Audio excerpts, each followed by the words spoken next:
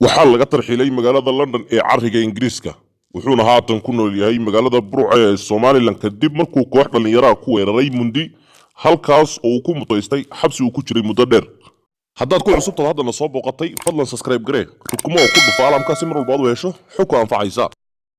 orodyahanka reer Britain Maxamed Faarax walaalkii ka yar ayaa dib loogu celiyay maamulka Somaliland gaar ahaan magaalada Burco halkaas oo uu ku yahay hoyilaan sida uu qoray wargeyska Mirror ee ka soo baxa dalka UK.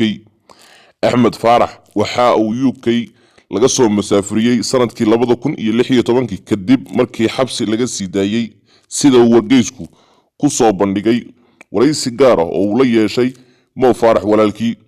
dowladda UK waxay masaafurin kartaa dadka ajaanibta ah waa haddii ay xabsi galaan in ka badan 12 bilood ilaa 45,000 oo qof oo dambiye kala duwan ka geystay dalka Britain ayaa dib loogu masaafuriyay dalalkoodii tan iyo sanadkii 2010. Axmed Faarax wuxuu xabsi ku jiray 4 sano iyo badh kadib markii uu lug ku yeeshay weerar lagu qaaday Mundi. wuxuu Britain gaaray sanadkii 1991 xilligii ay bilowdeen dagaaladii sokeeye ee Soomaaliya ka qarxay. wuxuu markaasi jiray 3 sano balse weligii ma helin sharciga dalka Britain.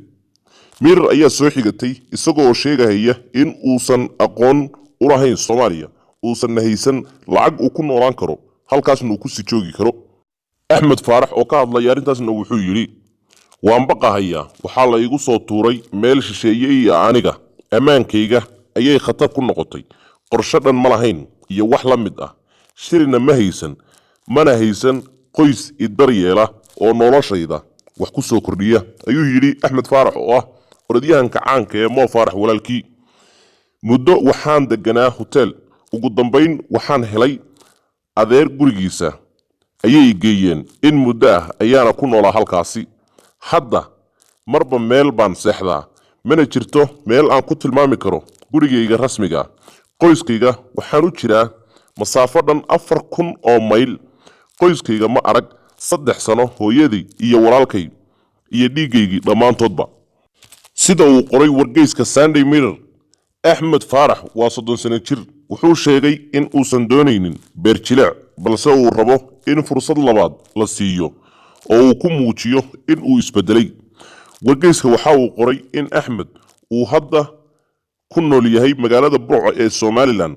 Axmed Faarax Mo Faarax walaalkii oo ka hadlaya arrintiisana waxa uu yiri waxaan sameeyay khalad weyn balse maxay tahay sababta 2 goor la igu ciqaabahayo waxaan mar hore sameeyay.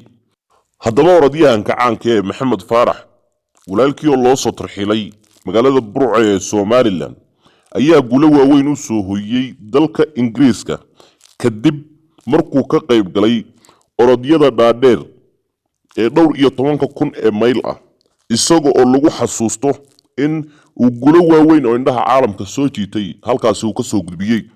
Mo Faarax ayaa aad u taageersan Jamhuuriyadda Somaliland ee haatan walaalkii lagu soo tarxiilay isagoo inta badan u ololeeyo in Somaliland ay ka goodo Soomaaliya inteeda kale kuna soo dhaweeyay cariga Ingiriiska kumanaan dhalinyaro ah oo ka soo hayaanta gudaha Somaliland oo ugu dambeeyay fannaankii caanka ahaa ee Maxamed Saciid BK oo ku soo dhaweeyay dalka Ingiriiska oo ka qayb galiyay dhowr ciyaarood oo horyaalka Ingiriiska ay ku qabsadeen gudaha dalkaasi.